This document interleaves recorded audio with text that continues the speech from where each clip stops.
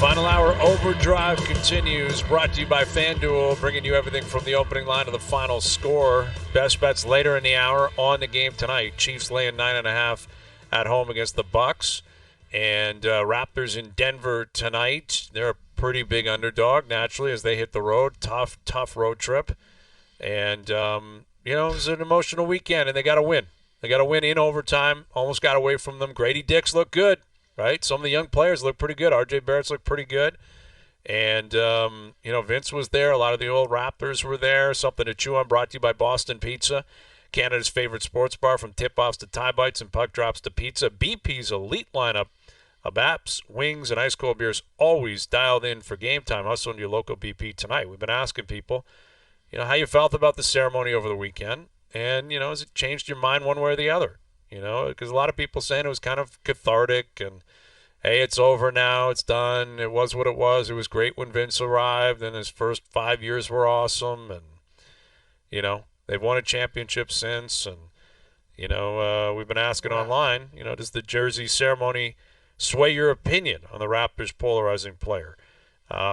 Unfortunately, 78% saying no. I feel the same. No, they're set in their ways, but I think that they're could a lot be positive like you. Or negative, right? Exactly. I think they're a lot like you, Brian. Like, I think you acknowledged you liked it, but back 20 years ago, you had a problem with how it went out. That's you still remember those memories, but doesn't mean you can't look at the person and the ceremony over the weekend and go, hey, that was really good, and Vince is a good guy. Like, you can have it both ways right now. Not like what happened 20 years ago, but still celebrate the person and the ceremony. That's right. That's my thing. Like, everyone's got a different finish line. A lot of people's finish line was retire the number. He should go up first. It was great. Let me ask you this. If Mine somebody wasn't called there, you and said, I have a ticket for the game, and you had nothing going on, would you go to watch that? Yeah, I would have happily been there. I was sick over the week. I was thinking of going down because I wanted to see what the vibe was going to be like. I was curious what the mood was going to be. And, it was a party. Like, that's what it was. And you're not going to get a lot of parties this year. And, likely for the next year or two, they're a young, rebuilding team. But you saw a lot of former Raptors who were beloved here. The fact that DeMar was in town, they were playing the Sacramento Kings. It's a Saturday night in Toronto. I mean, it was a cool party. And again, like we said off the top, the ceremony itself that the Raptors put forward was incredibly well done. Like, very well done. The build-up was really well done. Once you commit to it, you got to go all out. You can't just... Do you think he's one of the first players to have his jersey retired that took a private jet to his college to get... Yeah. He'd be the only one. Yeah. Ever. And, listen, he won one playoff round. It was a best-of-5 series. I mean, that's another thing. Dude, accomplishment-wise, he is up in the... I'm just talking accomplishment-wise. He's up in the Raptors for the dunk contest. Popularity, dunk contest, points per game, he's still franchise record holder on that. Like, he put up good numbers. They made the playoffs for the first time in franchise history when he was the man.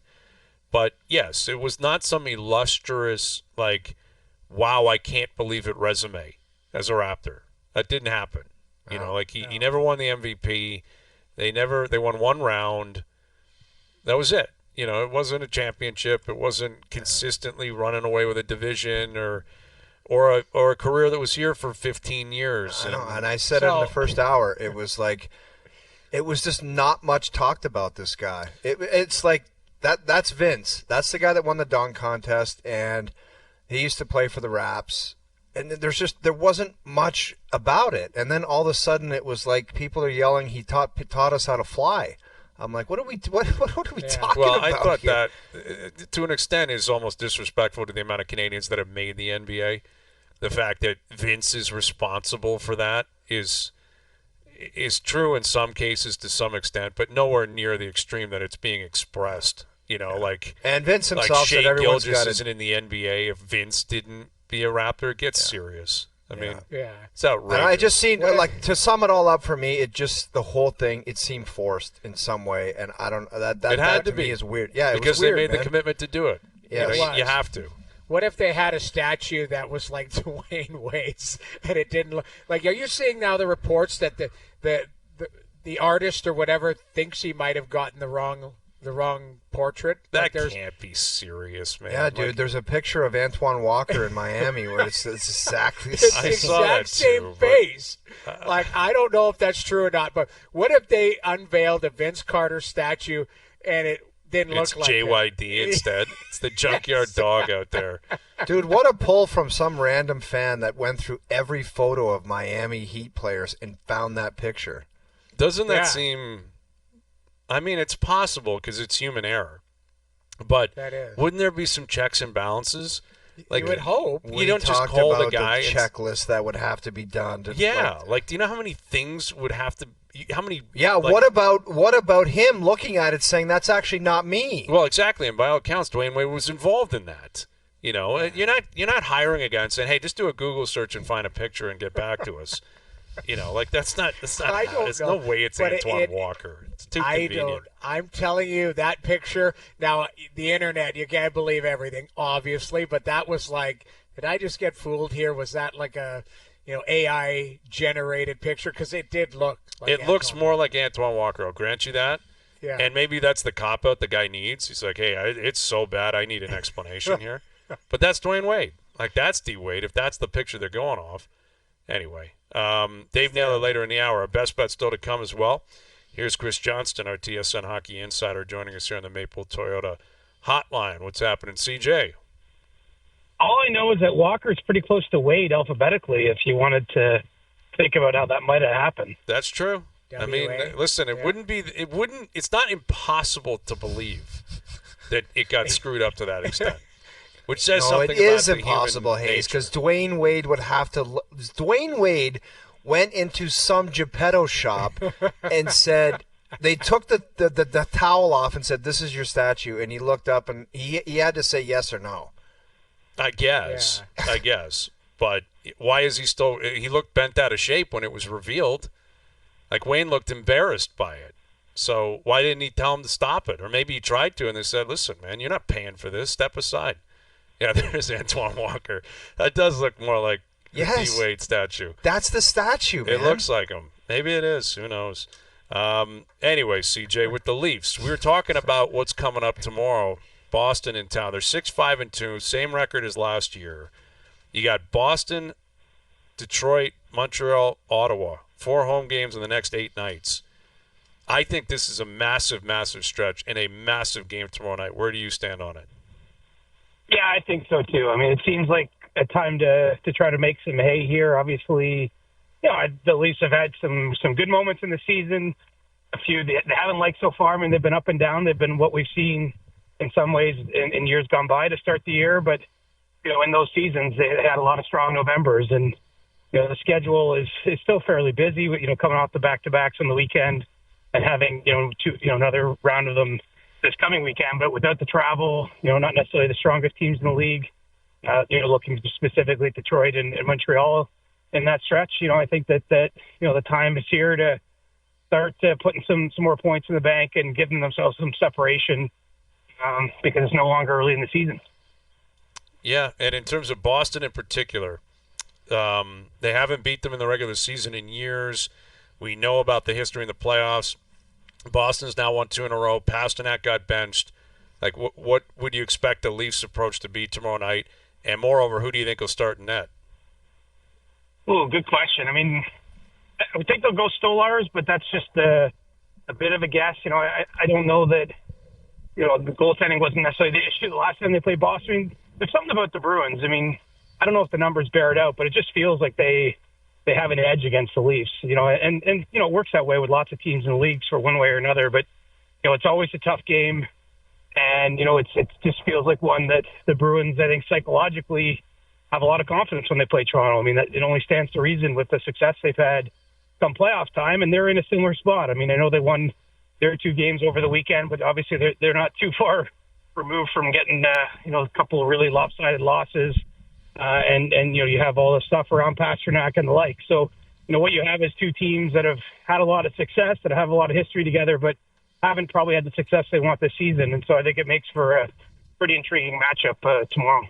CJ, when Auston Matthews' game is being critiqued, and he's been okay. I don't think he's been lighting the world on fire, and people refer to the idea of him having the C. Like, do you think of that as a factor, him becoming the captain, as like some type of element that he has to think about, or some type of weight or something that he carries with him as far as playing on the ice? Do you think that's a factor? You know, my gut reaction is that it's probably a little bit of a convenient explanation for, you know, a player who's just been so consistently, among the best goal scorers in the league the whole time he's played, and that obviously hasn't seen the puck going as much as we're used to seeing. You know, I think that it's probably an easy thing for us to say, like, well, what's changed? Well, the one thing that's changed is he has this, you know, extra piece of fabric stitched on his sweater. I mean, so obviously there's some expectations that come with that. I'm sure there's a bit of an adjustment for him, but, you know, I don't think that is the way to say it. I mean, let's face it, if the power play was clicking better, I mean, the Leafs top players would all have more points, and, you know, I'm fair to guess it also would have more goals. That's probably one area where, you know, he's left a little bit on the table. I think early on in the year, he had some games where he had 7, 8, 9 shots and didn't score. It didn't seem like he was getting bounces. You know, I'm not sure he's totally at 100% either. So, you know, you mix all those factors together and you probably have where he is. I still don't view it as, you know, him being, I don't see him as a major concern just yet, but, you know, obviously the conversation point is fair. I think if he's getting asked about that stuff, you know, I think that's all fair game, just because we are a fair way into the season. That is a big change for the team. But, you know, personally, I think it's probably other factors that have seen his production dip a little to start this year versus, you know, just the captaincy thing. CJ, I guess we'll call it 3 weeks away from U.S. Thanksgiving. Are you getting any, you know, rumblings of the trade market kind of heating up, or at least a lot of conversations behind the scenes? Yeah, I mean, it certainly has been a little bit more active early this season, I think, than some others. You know, we've already seen a couple of the trades, including the Liljegren deal last week for the Leafs. You know, some injury situations elsewhere, I think, has teams looking for some help there. And, you know, let's face it, here in Toronto, there's a roster situation that's brewing in terms of the Leafs having to create some spots if they're going to activate Jani Hakanpää and Connor Dewar here from LTIR. And so, you know, I do think it's possible that even the Leafs are among the teams that are still going to make some moves. So, you know, it does seem a little more active this year. And I wonder if part of that, too, Noodles, is just, you know, there's a bit more cap space out there. You have fewer teams right up against it than you've had in previous seasons. And, you know, we've also got the GM's meetings coming up next week. So, you know, I do think it's, you know, the conditions are ripe to see some more movement happen here. And, you know, I think Brad Treliving's probably among the GMs that's working the phones pretty good right now, just, you know, with some of the roster situations on his plate. What's your read on that? Hakanpää, Järnkrok, Dewar, how does this play out for the Leafs? Well, you know, Hakanpää and Dewar are actually with the Marlies now, but they're on this sort of conditioning loan that only lasts 6 days, and so I think it's up Wednesday. Now, teams do have the ability to extend that, so it's possible maybe they extend that and we see those guys play more AHL games this weekend. But, you know, one way or another, they're on the verge of returning. And, you know, the Leafs are going to have to create room for them. I mean, it could be as simple as placing someone on waivers. I think, you know, Matt Benning, who they got in a Liljegren deal, the Leafs would look to maybe flip him somewhere else where there's more of a playing opportunity, which would obviously free up a roster spot. And, you know, funny enough, it's not the cap that's the issue right now. The Leafs have the 23 players on the roster, which is the most you can carry. So it's not so much about dollars at this point. It's about creating room for those guys. And, you know, as I say, they can do that by placing someone on waivers. But, you know, there's 2 spots they're going to need in the short term here. And, you know, I think Benning's a candidate to be moved. But, you know, we'll see if they have to go elsewhere maybe as part of those conversations. I think they're open to a few different avenues. With Chris Johnston, our TSN hockey insider, another NFL coach was fired today. That's 2 NFL coaches through 9 weeks. Anything cooking in the NHL in terms of, you know, a hot seat item or a certain market you'd be focused on? And because usually by U.S. Thanksgiving, you're looking at least 1 coach going down, you know, maybe 2. Yeah, I think the hottest seat might be the one, you know, that Jim Montgomery holds, you know, coming to town here with the Bruins, if only just because the fact that we know he's in the final year of his deal.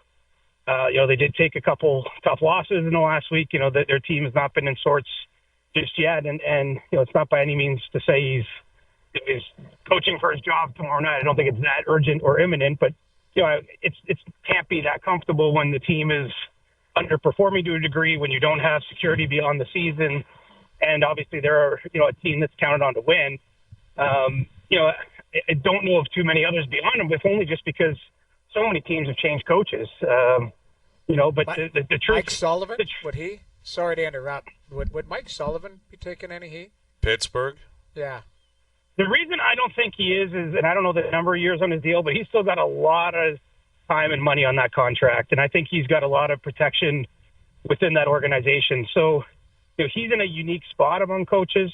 If they were ever to move on from him, I think he'd be scooped up pretty quickly. But I don't see him being on the same hot seat. I mean, obviously there's a lot of pressure in Pittsburgh to try to win. I think that's on the front office, the players too. But he is one of the coaches who's got a fair amount of security in his contract, and I think that should insulate him pretty well, from any short-term swings in emotion during the season.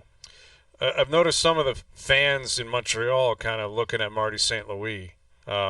They've lost 3 in a row. Their goal differential -17. Only San Jose is worse. 4-7-1. They're young. I mean, they're still rebuilding. I wasn't really. I don't think anyone was expecting anything significant this year. But what are the checks and balances on Marty in that marketplace, and how would Kent Hughes and company be addressing that moving forward? Yeah, I think that's more maybe fan or media driven at this point than coming from within the organization. But what it represents is this is really the first time since Marty St. Louis took the coaching job that there are something, approaching expectations, I would say. I mean, obviously that team, I think the fans generally bought in pretty well. Everyone knew what they were doing with their rebuild. Now it's supposed to be the period where they're building up. And, we've seen in a number of other cities that doesn't always happen on a timeline the organization likes or the fans like, and doesn't always go smoothly. And so, I certainly don't think we were talking about a coach whose job's in danger, but it's a coach that's being scrutinized in a way he wasn't, early on in his tenure with the Canadians. We've seen him, go back and forth a little bit with the media, saying he doesn't take advice from reporters because he wouldn't, come there. He doesn't worry about their criticisms because he wouldn't come to them for advice. It's definitely a little bit, the tension is up around that situation, but, I think that there's still a belief in what he can do as a coach for the team. And, this is the problem now is it can be nice when, when everything's just a rebuild, tear down. You love everything about the hope in your prospects. Now there is a little bit more of an expectation that they're going to be competitive, that you're going to see everyone take a step. And, so far this season, you haven't seen it. I think part of it, obviously, they have some injuries. They got a young blue line, and all those things are sort of stacking up. So I'd say stay tuned there, but, I don't get the sense at this point that there's anything imminent or anything cooking with St. Louis. I'd love to see one of these organizations just say, call another one. Let's say it's Montreal and Buffalo saying, a couple of our young guys that we just have loved and we gave them all the money. You want to just trade a couple of years for a couple of mine just to mix it up? Because we're tired of watching them. I would love to see something like that. Because let's be honest, all these players they're fantastic athletes. They're good hockey. But some of these teams are going to realize we gave all these guys all the money, but we're just not going to win with them. So maybe we need to shake it up a little bit. It's crazy how committed we are in the league, or the teams are, to all their young players. Well, I mean, look, I don't know if it'll be those two teams, but, I think that what you're talking about is possible because, add Buffalo to the list of a team that's sort of signed some of those contracts. Obviously, Ottawa, Montreal. I mean, Utah just did it with Gunther. I mean, there's a bunch of them around the league, and not all those teams are going to take the big step that they're hoping for this year. And so maybe they can help solve each other's problems or reset the deck chairs a little bit. Yeah, that'd be great, man. You get a monster, Dude, a monster old school early 90s trade. Yeah. Like Darlene and Thompson for Suzuki, Hudson and Montembeault. Suzuki and Caulfield are on pace to have career years. Caulfield's scoring a ton. Right, yeah. I those are the guys. I was sitting there going, okay, Montreal, who's on a long-term deal that you would want to move? I'm just saying, I'm not necessarily meaning Montreal. Yeah. I'm just saying some of these teams, sooner or later, you've got to think, getting out of this rebuild or not, which some of them are going to be in never-ending rebuilds because you just keep looking at it saying, are those guys going to get those guys in the playoffs next year? Probably not. So where the hell does that leave you? Sooner or later, you got to just say, let's just get something different in here. Yeah, I mean, Buffalo, it's even more extreme because they haven't made the playoffs in like 12 years, whatever it is. And they've committed to Dahlin and Power and, all these different guys who have been paid. And, now you got Lindy Ruff in there, and you've had different management, and they're 4-7-1 and chasing the year. And, if it happens again, you're like, what are you going to do? How are you going to reset? Well, I mean, didn't Tage Thompson's, 50?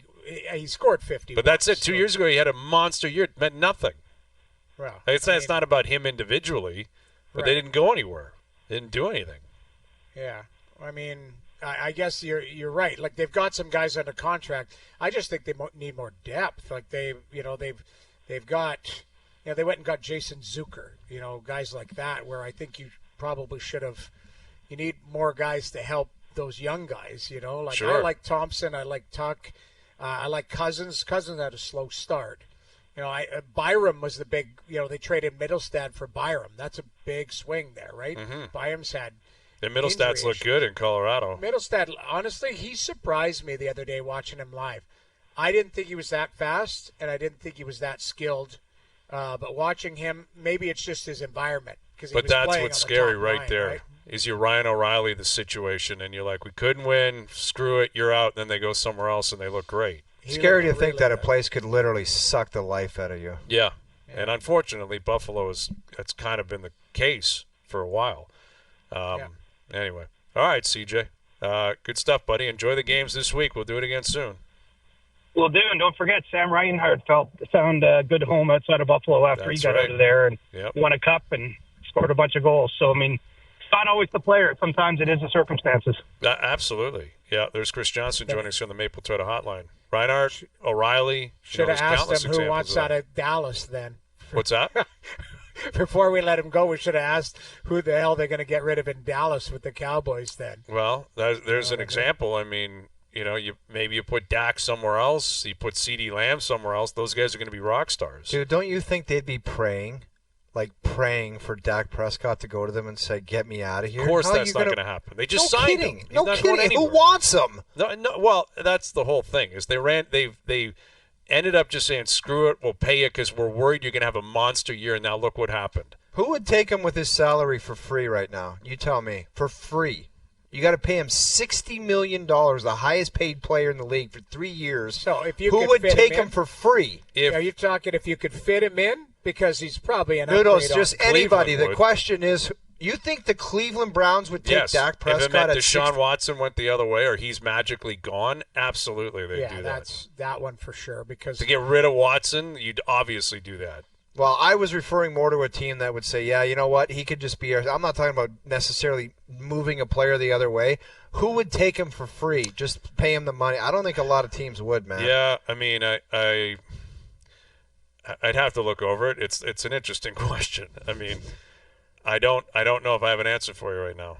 Yeah. It's an interesting question when you come to the idea that he's the highest paid player in the league. The Giants would. Danny Dimes is a disaster. No, don't say that because he's your guy. No, he's not. You told me 2 years ago he's a good player, and that's what you got to give him. Well, I'll never forget that, and it's made me sick ever since. 2 years ago, they made the playoffs. He won a playoff game, and his numbers were pretty good. And I think that's when he signed, right? Yes, and that was the whole thing. They're like, hey, they've drafted him, developed him, and now he kind of popped this year. I know, you were brushing me off. You're like, oh, no, that's what you got to pay that guy. Look what he did last year. And he stunk the joint out ever since. I got a question for you guys. Because is Dable known as a great coach or not? Because I see conflicting I don't think so reports. Anymore. I don't think so anymore. Great coordinator.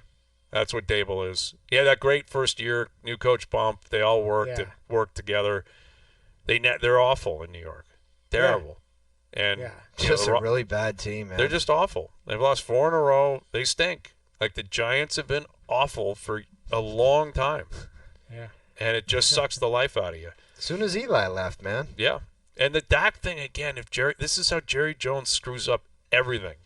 He was so worried that he thought he had this great team and Dak was going to have this massive year and make the playoffs and finally break through, and he'd have to pay him $65 million. So instead, he's like, I'll do it prematurely and give you 60 or 61. Now they're 3-5, and he's got a hammy injury, If they ended up with 6 wins and he barely plays, they wouldn't have to pay him anything close to what they ended up paying him in the end. They'd have him on a string. Basically, hey, if you want to stay, you got to take the deal we're gonna offer you. And it wouldn't be $30 million or something. It'd still be $50 million, 52 or whatever. But it wouldn't be what they gave him to start the year. No chance. Yeah. And it's just another example of with Jerry Jones, it always goes wrong in the end. Dave Naylor will join us. The Riders are through. The Argos are through. The Bombers are waiting. The Alouettes are waiting. We'll get into that and get his take on what he saw to the Argos over the weekend. What a second half they had. And he was at the Bills game yesterday. And our best bet still to come as well. OverDrive continues. TSN 1050 and on TSN 2. All right, best bets brought to you by FanDuel later in the hour. Dave Naylor coming up here in a moment. But we have sent Al's brother out somewhere in the city of Toronto with a pair of Leaf tickets. And you have to guess where he's hiding for your chance to win them. This week, we're giving away a serious pair of tickets. Leafs Oilers, November 16th. That's a Saturday night, Leafs Oilers. We're betting that McDavid will have returned by then. Sounds like he may return in the next 7 to 10 days. Guy's working out. He's already on the ice. He looks good, feels good, talking to the media. That's a good sign. First of 4 clues for the week. You ready to hear from Al's brother? Yeah. Yes. All right, OverDrive fans, you got some Leafs and Oilers tickets up for grabs today. Some big tickets here. Gonna want to stick around for all my clues this week to find out where in the world is Al's brother. Today's clue. This place is recognized as a National Historic Site of Canada. Okay. Well, there's a fair amount of those in the city. So that Fort York. You got Fort York immediately, Fort York. That could be it. Castle. What's that castle? Casaloma. I think Royal York would be on that list. There's a lot of different places in Toronto, though, that would classify. So, I don't know. That doesn't narrow it down for me. Probably get it down to 10 or 15 different sites. But Al's brother's somewhere with a really good pair of tickets. Leafs Oilers on the 16th. So, another clue tomorrow.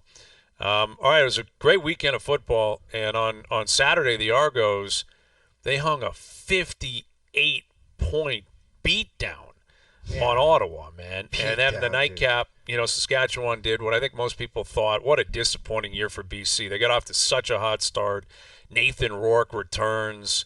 Then he gets benched. Vernon Adams goes in, and the Lions are out. And BC's hosting the Grey Cup this year, and we're down to 4 teams. And to chat about it, here's our CFL, NFL reporter, insider. Here's our main man, Dave Naylor. Nail Gun, would you, looking at what the Argos did on Saturday, and I guess specifically Chad Kelly, would that suggest he learned from his mistakes from a year ago? Yeah, it's funny when they got down 10-0, and the Argos are lining up to kick a long field goal, and I'm sitting there thinking, man, if this goes wide and they take it back to the house, this is going to be a repeat. You could be 17-0 early, but they found their way, and look, Chad Kelly played spectacular. There's nobody in the Canadian Football League who can deliver the deep ball like he can. I mean, he made some throws against busted coverage. Ottawa didn't have a great day in the secondary, but there were a couple, particularly one in the second half, where he just dropped a rainbow into tight coverage, over the shoulder. Not many guys in the league can make that throw, and you've seen that part of his game really come into focus and come into fine form over the last week. I think this game this weekend is, look, the first half of the season, Montreal's offense was running wild, and the second half of the season, not that great. Argos.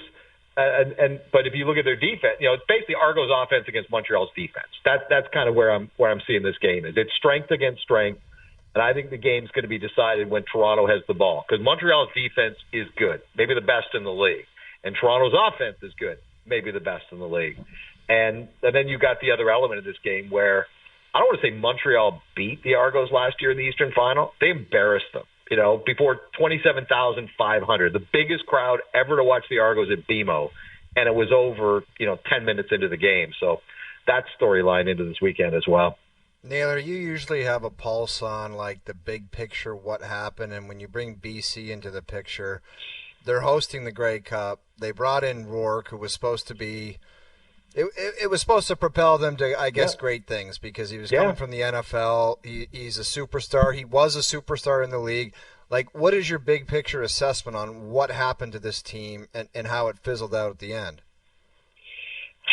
You know, I think it was Vernon Adams' team. And, like, if you look at how well Vernon Adams is a guy with not that Nathan Rourke doesn't, but I think the players on that team highly respected Vernon Adams from the start of training camp. It was his team. So why couldn't they resist Rourke then? Like, they just couldn't stop themselves from taking a bite out of the apple, or what? Well, I think they couldn't get the 2022 season out of their heads, which is like, that's one of the great seasons in CFL history by a quarterback, right? And he's Kid Canada, and that's where he wanted to go. The whole thing was a little odd because, like, Rourke did an interview in July with Glenn Suter during a CFL game with the Lions, like right before NFL training camp started. And they said, would you love to come back here? And I don't know what they meant, the CFL or the Lions, but he said, yeah, I'd love to come back to BC. And Vernon Adams was playing very well at that time. It was ultimately Rourke's decision, I think, to come back to the Canadian Football League more than it was the BC Lions pursuing him, saying, hey, Nathan, you got to come back. But once he got released by Atlanta, he was kind of, okay, I got to play. I'm ready to go back. But I think the big picture answer for you is it would have been better for Nathan Rourke. It would have been better for Vernon Adams, and it would have been better for the BC Lions if he just played it out, in the NFL. And I had a conversation with an agent about 2 days before Nathan came back to the CFL. And I said, what would you do if you were his agent? He said, I'd tell him to sit by the phone, wait it out. People forget how quickly NFL depth charts can just dissolve through injuries. And if it doesn't happen, then in the offseason, you go back to Canada. And I think that would have been the best course of action for him, no question. Well, it would have been a dream come true, the idea of Rourke, returning, taking over as starting quarterback, leading them to the promised land at home. It would have been an amazing scene in the CFL. I think they would have also been salivating at that idea. How will the CFL respond if Chad Kelly ends up dragging the Argos to a Grey Cup, wins the MVP of the game? Like, what's the reaction league-wide if that ends up happening? I think it's going to be awkward, and I think it was already awkward in Chad's post-game interview with Matthew Chinetti on Saturday. And I got to be honest, I didn't see it, but I had a lot of people. I was at the game, so I had a lot of people texting me about it though that it was awkward. And Chad hasn't done a lot of media.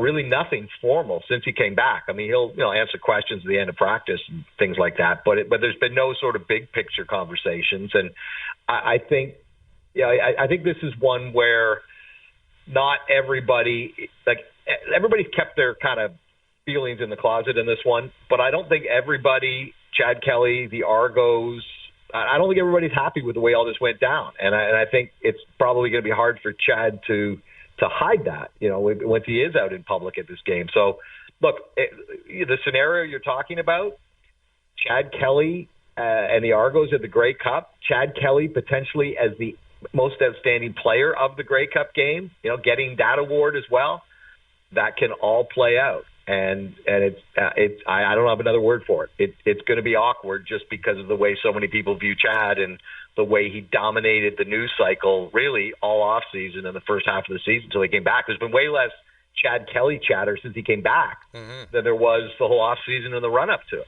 Yeah. I mean, we chatted with Ryan Dinwiddie last week, and you could tell he kind of obviously that's his guy. They're going to rally around him like they should. And, I wouldn't suggest it's a rallying cry, and I don't think they would want that to be viewed that way.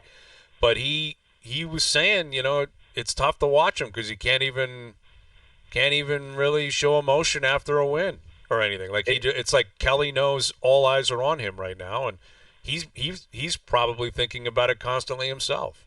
No question. And this is a big, big game for Chad Kelly. Like, good for him for going out on Saturday and playing the way he did. But I've said this before. I've never seen a greater variance between what a quarterback looked like in the regular season and what he looked like in the playoffs than Chad Kelly last year. I mean, they were 16-2. I don't believe they lost a game that he started and finished. They lost one that he got to halftime and got knocked out. And then for him to go out and play the way he did like right out of the gate. Like it came off the rails quickly last year. Like him to go back and try and pull that again on Montreal in Montreal, I'm sure that's rolling through his head as well. And hey, I think there's a lot going through Chad Kelly's mind this week leading up to this game. Mm-hmm, for sure. With Dave Naylor, so you're at BMO on Saturday and you were down in Buffalo yesterday. How significant did that Bills win feel to you in person, them beating the Dolphins again? I think they've beat them like 7 times in a row. Felt like they effectively clinched the AFC East yesterday. Is that the kind of feeling you were picking up on, or what? Yeah, I mean, they weren't at their best. I mean, Josh Allen wasn't at his best. The defense, I mean, you got to philosophically, the way Buffalo plays defense is they will allow teams to run on them and throw underneath and just in defense of giving up the explosive play. They never give up explosive plays. Very, very rare. And you saw what Miami did. Attacked the first and second levels of the defense and controlled the time of possession, particularly in the first half. And that's their philosophy, saying we don't think you can do that 14 times down the field. Well, Miami did it 14 times down the field, a lot, basically up and down all day. And Buffalo's defense had a lot of trouble getting off the field. And, they did create one turnover, which they converted into a touchdown. But the other part of that is Tyler Bass, their kicker. Like, I don't know if you guys remember that he missed a makeable field goal against Kansas City in the playoffs last year, home game, end of the season. Then he goes to training camp, and he's kind of erratic. He's, been inconsistent. They brought in another kicker on the practice roster during October for 2 weeks. Then they released him. Bass misses one extra point yesterday, gets another one in off the inside of an upright. And so when he trots out for that 61-yarder, I tell you what people in that stadium were thinking. It wasn't, here we go. It was, uh-oh. And, man, he nailed it. I can't think of a field goal over 60 yards that I felt more certain that it was going through the uprights than that one. He absolutely nailed it. And you're right about the division. I mean, this is so funny to look back. Do you guys remember who the betting favorite was? The New York Jets. It was the Jets. Yep. Wow. It was the Jets, right? And Buffalo is now a 4-game lead after 9 weeks. I mean, look, they're in Indianapolis this week. I think we know what should happen there. And then it's Kansas City on the 17th. And I think, they got a chance to get first place in the AFC East, especially if they win that game. It's one game between them and Kansas City. And the hard part of Buffalo's schedule is mostly behind them. They got the Niners coming up here at Highmark in a few weeks, but there's, they got 2 games with New England still to come. There's they got some, they for a team that was supposed to be, I think rebuilding was the wrong word. Transitioning their roster, I think, is a much better. But look at the guys they let go. Jordan Poyer, right, who was the great Bills safety. Mm-hmm. Oh, they let him go. I mean, he won the game for the Bills yesterday, essentially, because that third long play that Josh Allen throws to Keon Coleman, Poyer comes on with a absolutely clear, indisputable helmet-to-helmet hit, and that's what gives them the field position to try the field goal. So, they've done good with done well with the additions. They've done well with the guys they've let go, and Josh is playing. I mean, he's thrown 2 picks this year. He threw another one Sunday. But on both picks, receivers have fallen down. Other than that, he's been pretty much perfect on ball security all season. Yeah, it's pretty incredible how that's more of the focus, like you said, Dave, at the start of the year was, can they keep New York behind them? Can they keep the Dolphins behind them? Yeah. Where are they going to be in terms of win percentages? And now it's more about them chasing the Chiefs, and the Chiefs haven't lost a game yet. And it's a realistic conversation. It absolutely is. No question. And it's, I say it's, they like some of the guys that people, as always happens in football, right? That people don't understand. Certain players who are in minor roles are going to get blown up into bigger roles. But you look at a receiver like Khalil Shakir. I mean, this guy, 2 balls thrown to him all year that he hasn't caught. I mean, that's an insane stat. I mean, you look at NFL box scores all the time. 9 targets, 5 catches, 7 targets, 3 catches. This guy going into the game, according to PFF, was 37 targets, 36 catches. I mean, you throw it to him, he catches it. Mm-hmm. And I think he had 5 on 6 targets on Sunday. So, I mean, we're over halfway through the season. It's not, we're not talking about drops here. He hasn't had a drop all year. We're talking about 2 passes all year that Josh Allen has let leave his hand, aiming for Khalil Shakir, that have not been catches. It's insane. And the top, going into this week, the top 28 receivers players in the NFL for catch percentage. Okay, Khalil Shakir went in this week at 94.7% according to PFF. The top 28, he's the only receiver. The other guys are all tight ends and running backs. because they're running short routes and don't get the same tight coverage. No other receivers in the top 28, and he's number 2 in the league. It's incredible. Yeah. And, amazing. And then, Stephon Diggs, you can't predict this, but now he's out for the year, down in Houston. So it's not even a part of the conversation. Not even part. And they're not paying Amari Cooper. Like, Amari Cooper's making $75,000 a game because of the contract that he signed in Cleveland with all the money up front. So, they got a freebie there. And, of course, they won the game Sunday without him. Without him. Yeah. Naylor, what does that Josh Allen look like up close and personal? Like, you're on the field. You've been around superstars and all. Like, is he somebody that you just watch and be like, that's just the man? He's got a presence, though. He's got a presence, right? Like, there's a confidence, there's a likability. And the other thing about that is, like, he's a guy from California who played at Wyoming. And this is really important in certain markets when you're the quarterback. But, man, does he ever become of Western New York. You would think he grew up in Tonawanda. You know what I mean? Well, you said California. He's got a redneck vibe to him where he's just like he wears a plaid shirt and a hat. Yeah. And he's just got long hair, and he looks like he's from Buffalo. He's that dude. He relates to that community, and they relate to him. He's never off point. He'll say some things. He's not a guy who's afraid to say things. But I tell you, one of the things about just watching him, like when you get up close to him at training camp and you look at him at 6'5" and as big he is, watching a guy kind of unfold his body when he throws, to be that big and that strong and that graceful with the football, it is sometimes at practice I just stand back and watch it. It is something else. But I think he's very, very much appreciated by that organization and liked by his teammates as well. And I think he's playing the best football of his career. It's not going to show up in the stats. He's not going to have more 350-yard games than he's had in his career. But I think overall, efficiency, he's in his year 28, right? This is 28 to 32. That should be the absolute sweet spot for a quarterback. But, he's something else, man. And then, again, he will make the point, like some guys, like they tuck this away and they hide it, but every once in a while they'll roll it out. Josh hasn't forgot that the number of offers he got coming out of high school, 0. Wow. 0. He went to JUCO. Nobody wanted him coming out of high school. And even at Wyoming, I looked this up one time, I think he's the only Wyoming quarterback ever to play in the NFL. So he's very aware of the road less traveled he took. And he rolls it out every once in a while, just kind of reminding people, because he hasn't forgotten. Yeah, well, as he should. And even within his draft class, it was, Baker and Darnold and, should Josh Rosen go Rosen instead of went him? right behind him, right? Yep. Yeah. No, Exactly. He was seventh, yeah. Great pick and a great player and a great start to the year for Buffalo. Great catching up with you, Dave. We'll do it again soon. Thank you, buddy. Hey, thanks so much, guys. Thanks for having me on. Dave Naylor, our TSN Football Insider. All right, today's best bets are powered by FanDuel. Make your picks and assemble a same-game parlay in seconds on the FanDuel Sportsbook app. Chiefs laying 9.5. We're on it. Mahomes, 250-plus yards in the air tonight. Travis Kelce, 70-plus yards receiving tonight. I think Mahomes goes off. I think Kelce goes off. I think this Chiefs offense explodes, and they put numbers up, and they blow this team out tonight. There's your same-game parlay paying plus 486. Today's best bets powered by FanDuel. Assemble a same-game parlay in seconds on the FanDuel Sportsbook app. Please play responsibly. 19+, physically located in Ontario. We'll come back and tee that up one more time. Raptors out in Denver. Leafs Bruins tomorrow. Overdrive continues. TSN 1050 and on TSN 2. All right, Oilers back in action tonight. Monday nighter tonight. You've got the Raptors in action. You got a big week for the Leafs with Boston here tomorrow, then Detroit, the Montreal Canadiens, Ottawa next Tuesday.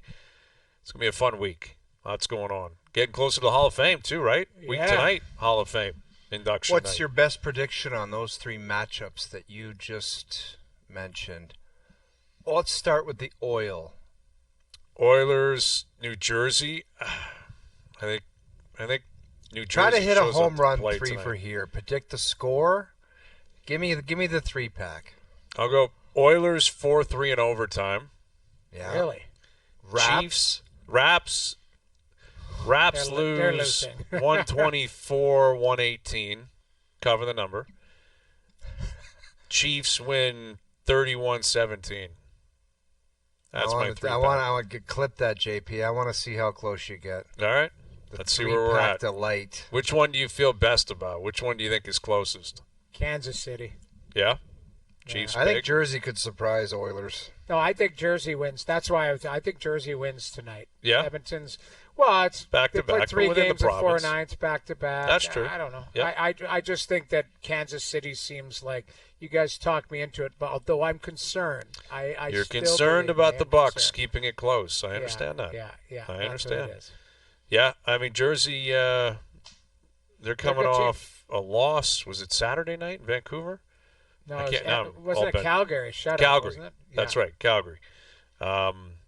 But yeah, we'll see. We got those games tonight, and again tomorrow, the Leafs and Bruins, and big day down in the States tomorrow too. We'll see what's going on down there.